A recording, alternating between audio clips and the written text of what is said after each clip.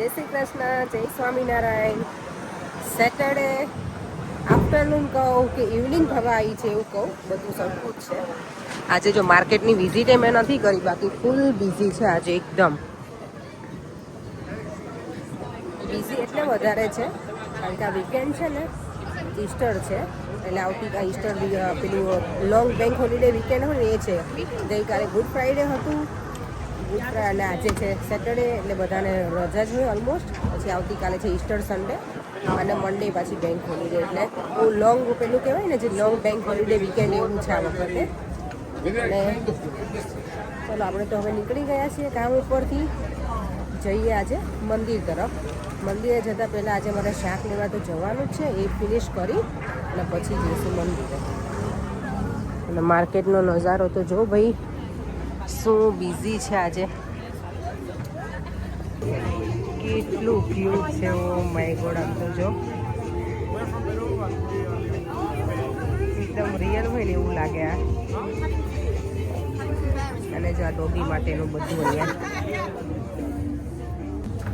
આજે જો માર્કેટમાં આ બાજુ છે ને અહીંયા સ્ટોલ લાગેલા છે. નોર્મલી હમણાં વિન્ટર હતો ને તો બધું બંધ હતું, હવે આ લોકો સ્ટાર્ટ કરશે અહીંયા અલગ અલગ વસ્તુ બધી જ.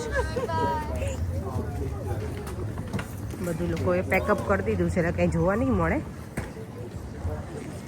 હવે છે ને નેક્સ્ટ વીકમાં અહીંયા આવીશ ને આ બાજુ ત્યારે બતાવીશ, કારણ કે આજે મોર્નિંગમાં હું આ રસ્તેથી નથી આવી, બીજી બાજુ મેં છે ને આજે ડાયરેક્ટ ટ્રેન લીધી હતી, એટલે જે વોક કરું છું ને હાફ એન અવરનું એ કરી નહોતી આવી, કારણ કે અમારી ઘરથી નજીકમાં જે સ્ટોપ છે ને સ્ટેશન, ત્યાં આજે બંધ હતું પેલી ટ્રેન ને બધું. એટલે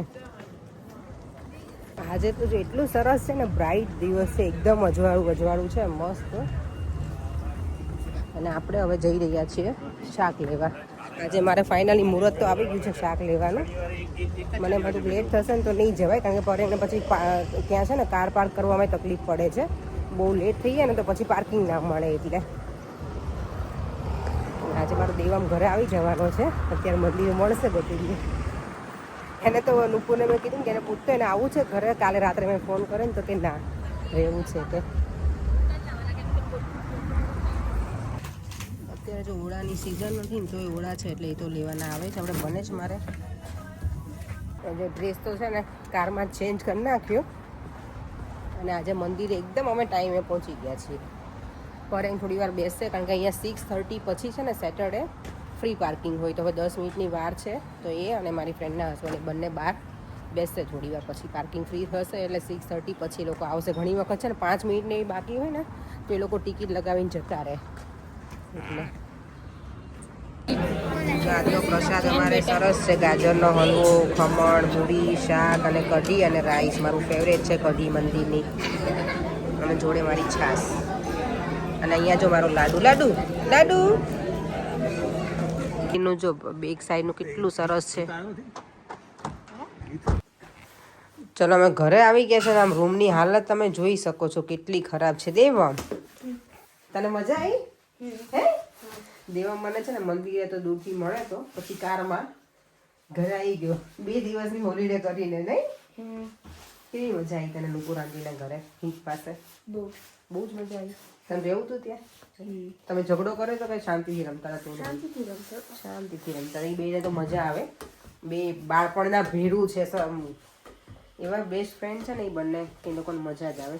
એવું છોકરાઓને આમ થાય એની જેટલી એજ ના હોય ને એ લોકોને વધારે મજા આવે. ચાલો હવે બધું જ અત્યારે ક્લિનિંગ કરવાનું સ્ટાર્ટ કરી દઈએ, એટલે સવારમાં જેટલું બને એટલું ઓછું, તો શાંતિથી થોડુંક જગાય. કાલે સન્ડે છે, ઈસ્ટર સન્ડે છે, એટલે રજા પણ છે બધાને, અને અમારા કાનાજીના દર્શન કરાવી દઉં.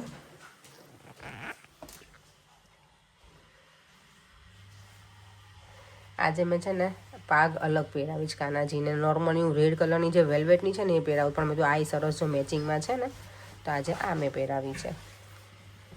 ચાલ આજે તો મંદિરમાં એટલું બધું જમ્યા ને. મંદિરમાં જ્યારે મને બધા મળે ને તો 2-3 જણા તો હોય જ. મને કહે કે તું શું કરે છે, કે તું ડાયટિંગ કરે છે, તું આવીને આવી છો કેટલા વખતથી અમે કંઈ જોઈએ જ. મેં તો ના ડાયટિંગ તો હું કરું એવી છું નહીં, કારણ કે ડાયટિંગ મારાથી ના થાય. દેવામાં છે ને આઈસ્ક્રીમ ખાધો છે ને ગરમ પાણી કે મમ્મા મને પીવું પડશે, બહુ ગરમ છે ને બેટા, હે ને થોડું ઠંડુ એડ કરી દે. ચલો મેં અત્યારે છે ને બધું લગભગ બંને ફ્લોરમાં ક્લિનિંગ પતાવી દીધું છે. તો નીચેનો ફ્લોર બાકી છે ને હવે કાલે કરશું. અત્યારે જો કેટલા વાગી ગયા, 10:30 થઈ ગયા. ત્યાં સુધી ક્લિનિંગ કર્યું. 9 વાગે આવી ગયા હતા. 1.5 કલાકથી ચાલતું હતું મારું ક્લિનિંગ. નીચે પરેશ હોમવર્ક કરી આપ્યું છે મને, પણ પોતાને હું બધું હવે આવતીકાલે નીચેના ફ્લોરમાં કરી નાખીશ. ટોયલેટ બાથને બધું કરી નાખ્યું. એટલે કાલે કેવું થોડું શાંતિથી વધારે થોડું સૂવા મળે. આપણે આળસ કરવી હોય ને તો કરાય એમ જાગવામાં. પછી બધું ક્લિનિંગ બાકી હોય ને તો આળસ ના થાય. ચાંદલો લગાવેલો પણ કેવો લાગે છે. મને કેવી ટેવ છે ખબર, ચાંદલો લગાવેલો હોય ને જો સવારમાં આપણે નાવા જઈએ ને તો આ ચાંદલો સીધો બાથરૂમમાં દિવાલ ઉપર ચોંટાડવાની ટેવ છે હોય તો. મારી મમ્મી આવું કરતી એટલે મને એવી ટેવ છે. તો ત્યાં ઉપરનું બાથરૂમને સાફ કરતી હતી. પેલા 5 થી 6 ચાંદલા છે. મેં આનો પેલું લઈને બોક્સ અને એમાં મૂકવા પડશે મને. ચાલો હું પણ ગરમ પાણી પી લઉં. અને આજે જો આટલા પેકેટ આવી ગયા છે બનાના ચિપ્સના. મેલન લઈ આવી છું કારણ કે દેવમને છે ને વોટરમેલન બહુ ગમે. તો બધું ચાલો હવે સિઝન છે તો લઈ આવીએ. સ્ટ્રોબેરી મને બોલો આજે લેવી હતી, માર્કેટમાં એટલી સરસ હતી ને, પણ મેં તો કિંગ્સબરી શાક લેવા જવાની છું તો ત્યાંથી લઈ લઈશ. તો ઉચકીને બધું જવું નહીં. કિંગ્સબરી ગઈ ને તો સ્ટ્રોબેરી જ નહોતી સારી આજે. એકે શાકમાં ભલીવાર નહોતો. એટલે માર્કેટમાંથી હું લઈને આવીને સારું કર્યું. મેલન હું માર્કેટમાંથી લઈને આવી, કોઝટે લેતી આવી અને પેલા જે રીંગણ આવે ને મોટાવાળા એ લેતી આવી છું. આ વખતે હું ઓળો છે ને કંઈક નવીન સ્ટાઇલમાં બનાવવાની છું. જો ટાઈમ સેટ થશે ને તો આઈધર પછી એના લઝાનિયા બનશે. દેવમને લઝાનિયા બહુ ગમે છે એટલે હિત હવે અહીંયા આવશે તો એને લઝાનિયા ખવડાવીશું આપણે. અહીંયા દેવમ હે ને? તને શું ખવડાવું તારા ફ્રેન્ડને બોલ? લઝાનિયા. બીજું બર્ગર. જો આ લોકોને તો છોકરાઓને તો કેવું ફાસ્ટ ફૂડ જ ખાવું હોય અને એવું ગમે એ લોકોને. એટલે ચલો ગરમ પાણી પી લઈએ અને પછી થોડી વાર નાઇટ ડ્રેસની ચેન્જ કરવો પડશે કારણ કે બધું ક્લિનિંગ કર્યું છે ને એટલે આ નહીં પહેરીએ. વોશિંગમાં થોડીક વાર નાઇટ ડ્રેસ પહેરવું? ના, થોડીક વાર પછી એમ કહું છું કે ચેન્જ કરી દઉં એમ. કારણ કે કાલે કપડાને બધી બેડશીટ ને બધું નાખ્યું છે વોશિંગમાં એટલે હવે કાલે બધું એ કરશું. અને મને 1-2 વ્યુઅર્સની કોમેન્ટ છે કે તમે હોમ ટૂર આપો. હોમ ટૂર અમે આપીશું. આઈનો ઘણા વખતથી બહુ બધા લોકો કહે છે પણ કંઈ ટાઈમ ને એવું સેટ નથી. હોમ ટૂર માટે છે ને અમારે થોડુંક પ્રિપરેશન તો હોવી જોઈએ ને બધું બતાવવા માટે ને કરીશ. આમ તો ઓલમોસ્ટ અમે બધા અમારું ઘર જોઈ જ લીધું છે. મારા વિડીયો બધી રૂમમાં ચાલતા જ હોય છે એટલે, પણ તોય હું ટ્રાય કરીશ. અને આજે એક વ્યુઅર્સની કોમેન્ટ છે એ મારે જોવું પડશે કે એમની કોમેન્ટ શું છે ને પછી હું આન્સર કરું.